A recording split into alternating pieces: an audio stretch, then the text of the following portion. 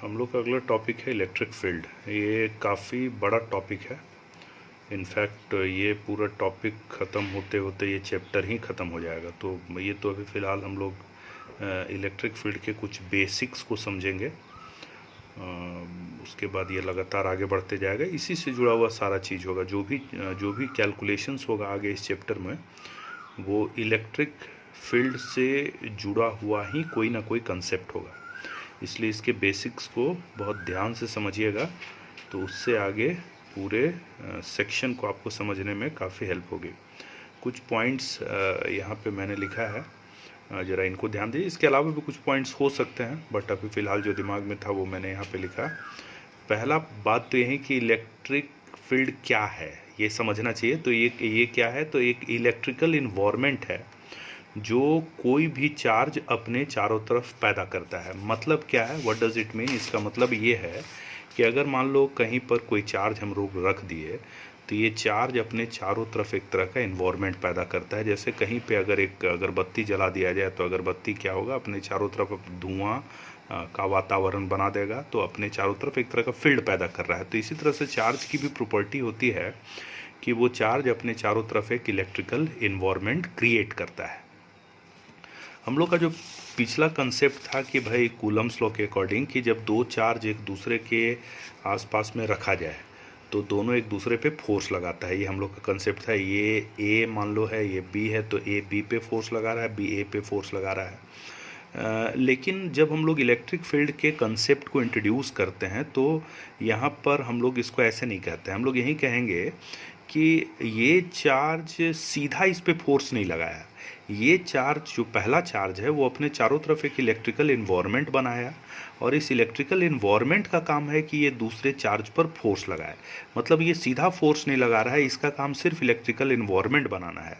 उसी तरह से ये भी कह सकते हैं कि ये भी चार्ज अपने चारों तरफ अपना इलेक्ट्रिकल इन्वायरमेंट बनाएगा, और वो इलेक्ट्रिकल इन्वायरमेंट इस दूसरे चार्ज पे फोर्स लगाएगा। मतलब फोर्स लगने का जैसे यहाँ पे क्या लिखे, force on one charge due to some other charge can be understand as two step process. इसको हम लोग दो स्टेप प्रोसेस में समझ सकते हैं।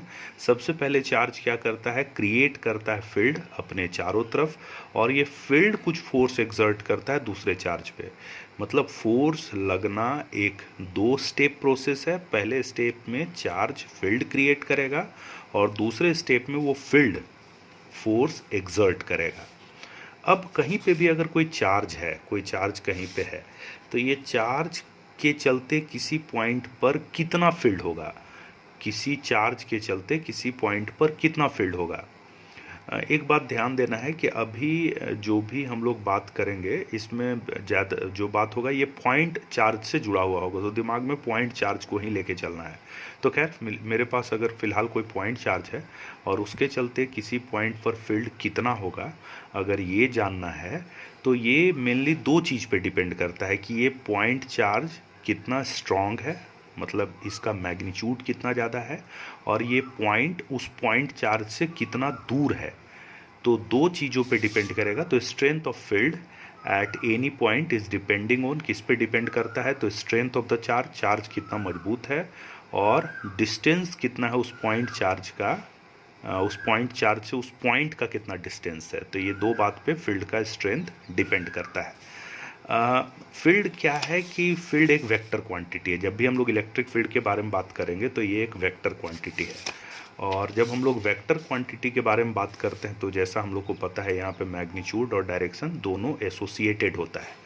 तो जैसे अगर मान लो कहीं पर दो चार्ज है, दो अलग अलग चार्ज है, और उसके चलते किसी पॉइंट पे फील्ड कैलकुलेट करना है, तो इसके लिए कॉम्प्लेक्स मेथड में हम लोग कहते हैं प्रिंसिपल ऑफ सुपरपोजिशन, और ये वो टर्म तो ये कुछ है नहीं।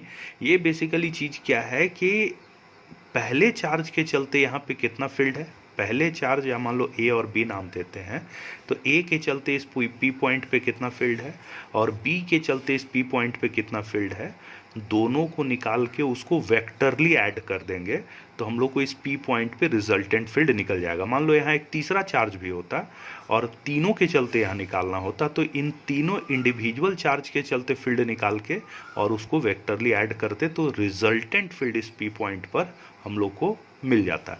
तो इसीलिए कि फील्ड क्या है, एक वेक्टर क्वांटिटी है और रिजल्टेंट फील्ड 2 या 2 से अधिक चार्ज के लिए किसी पॉइंट पे कैसे कैलकुलेट किया जा सकता है, तो vector sum of the field produced due to individual charges, अलग अलग चार्ज के चलते जो फील्ड पैदा हुआ है उसका वेक्टर सम करके हम लोग रिजल्टेंट फील्ड किसी पॉइंट पर कैलकुलेट कर सकते हैं। अब मान लो एक पॉइंट चार्ज है यहाँ पर, और इस पॉइंट चार्ज के चलते किसी पॉइंट पर, मान लो फिलहाल n पॉइंट पे फील्ड का डायरेक्शन किधर होगा ये जानना है। तो आपको करना ये है कि उस पॉइंट चार्ज से उस पॉइंट तक एक स्ट्रेट लाइन ड्रॉ करना है, और अगर वो पॉजिटिव पॉइंट चार्ज है तो उसको कंटिन्यूअस आगे बढ़ा देना है। मतलब क्या है कि n पॉइंट पर इस चार्ज के चलते फील्ड का डायरेक्शन इधर होगा, उसी तरह से m पॉइंट पे इस चार्ज के चलते फील्ड का डायरेक्शन आप देख सकते हैं इस तरफ होगा आउटवर्ड, फिर यहाँ पर s पॉइंट पे फील्ड का डायरेक्शन इसी चार्ज के चलते इधर, और k पॉइंट पे इधर।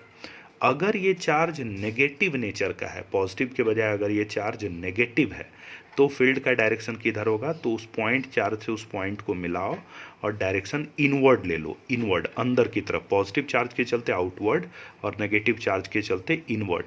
ये किसके लिए है, तो किसी इंडिविजुअल एक सिंगल पॉइंट चार्ज के चलते हम लोग को निकालना है। तो ये तरीका है, जैसा अभी आपको बताएं कि अगर 2 या 2 से ज़्यादा पॉइंट चार्ज है तो उस स्थिति में हम लोग को वेक्टर का इस्तेमाल करना होगा, जो हम लोग आगे देखेंगे। इसके बाद एक बात है कि किसी पॉइंट पर अगर हम लोग को फील्ड को डिफाइंड करना है कि भाई इलेक्ट्रिक फील्ड का प्रॉपर डेफिनेशन क्या है, तो डेफिनेशन यही कहता है कि electric field due to a given charge, किसी दिए हुए चार्ज के चलते एट अ गिवन पॉइंट, किसी पॉइंट पर, is defined as force experienced per unit charge. Per unit charge मतलब यूनिट चार्ज के चलते किसी पॉइंट पर कितना फील्ड एक्सपीरियंस्ड हो रहा है। मतलब क्या है कि मान लो आपके पास यहाँ पर कोई चार्ज है, यहाँ पर कोई चार्ज है Q, कोई पॉइंट चार्ज, और इसके चलते यहाँ पर इस P पॉइंट पे फील्ड निकालना है, तो हम लोग इस P पॉइंट पे एक यूनिट चार्ज ला के रखेंगे, और वो यूनिट चार्ज जितना फोर्स एक्सपीरियंस करेगा इस Q चार्ज के चलते, उसी को इस Q चार्ज के का इस पॉइंट पर इलेक्ट्रिक फील्ड कहेंगे। मतलब इलेक्ट्रिक फील्ड का सिंपल डेफिनेशन क्या हुआ, force experienced per unit charge, force experienced per unit charge. अब यहाँ पर मैथमेटिकली इसी बात को क्या लिखा जाएगा, मैथमेटिकली इसी बात को लिखा जाएगा E, जो इलेक्ट्रिक फील्ड का सिंबल है, फोर्स बाई चार्ज, मतलब फोर्स पर यूनिट चार्ज, जो डेफिनेशन बताएं। लेकिन यहाँ पे एक एक्स्ट्रा चीज़ हम लोग जोड़े हैं, वो चीज़ क्या है, limit Q is tending towards 0। ऐसा इसलिए करते हैं कि मान लो आपके पास यहाँ पर कोई चार्ज है Q, और उसके चलते यहाँ पर कोई, उसके चलते इस P पॉइंट पे इलेक्ट्रिक फील्ड निकालना चाहते हैं। अब इस P पॉइंट पर हम लोग अगर एक स्ट्रॉन्ग चार्ज रख देंगे, बड़ा चार्ज रख देंगे, तो वैसी स्थिति में फील्ड को मेज़र करना चाहते हैं। एक बार रिपीट करें, इस Q चार्ज के चलते इस P पॉइंट पे कितना फील्ड का स्ट्रेंथ है, इसको मेज़र करना चाहते हैं, और इसी पॉइंट पर कोई लार्ज चार्ज को रख दिया जाए तो ये चार्ज भी अपने चारों तरफ फील्ड क्रिएट करेगा।